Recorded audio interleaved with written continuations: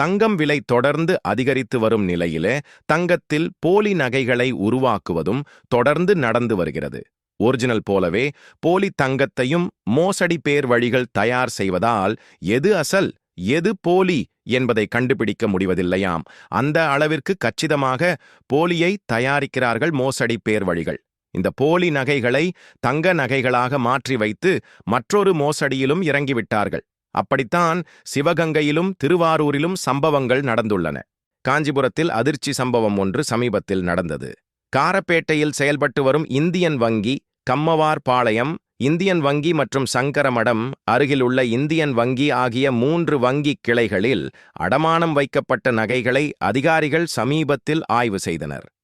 இந்த 3 வங்கி கிளைகளிலும் அடமானம் வைக்கப்பட்ட நகைகள் அத்தனையும் போலி என்று கண்டுபிடிக்கப்பட்டது. எல்லா நகைகளுக்கும் தங்க முலாம் பூசி அடமானம் வைத்திருப்பதும் ஆய்வில் உறுதியானது. அதுபோலவே சிவகங்கை மாவட்டத்திலும் தகிடுதத்தம் வேலை நடந்துள்ளது.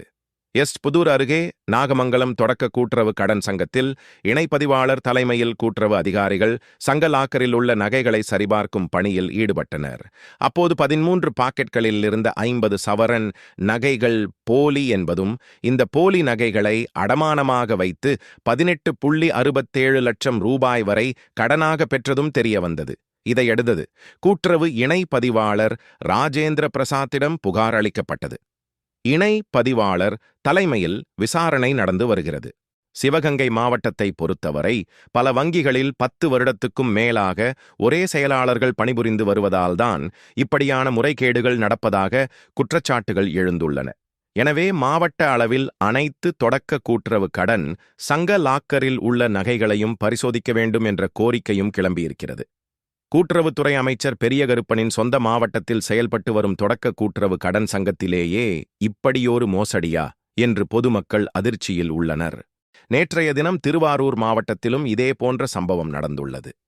திருத்துறைப்பூண்டி அருகே வேப்பஞ்சேரியில் தொடக்க வேளாண்மை கூட்டுறவு கடன் சங்கத்தில் ஐயப்பன் என்பவரின் மனைவி தீபா அடகு வைத்த தனது 6 பவுன் மதிப்பிலான தங்க நகையை மீட்பதற்காக சென்றிருக்கிறார். ஆனால் அவரது நகை அங்கு இல்லை. இதனால் அதிர்ச்சியடைந்த தீபா, என்னுடைய நகையை எங்கே வைத்துள்ளீர்கள் என்று கேட்டு ஊழியர்களிடம் வாக்குவாதத்தில் ஈடுபட்டார். இதையடுத்தது கூட்டுறவுத்துறை துணை பதிவாளர் பிரபா நேரடியாகவே நகைகள் தொடர்பாக ஆய்வு செய்தார். அப்போதுதான் தீபா நகை மட்டுமல்லாமல் மற்ற விவசாயிகளின் நகைகளும் மாயமாகியிருப்பது தெரிய வந்தது. சஸ்பெண்ட் உத்தரவு விவசாயிகளிடமிருந்து அடகு பிடிக்கப்பட்ட வகையில் சுமார் 498 சவரன் தங்க நகைகள் இருக்க வேண்டும்.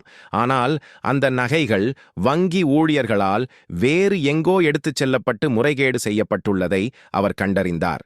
இதன் மதிப்பு 1,31 லட்சம் ரூபாய் ஆகும்.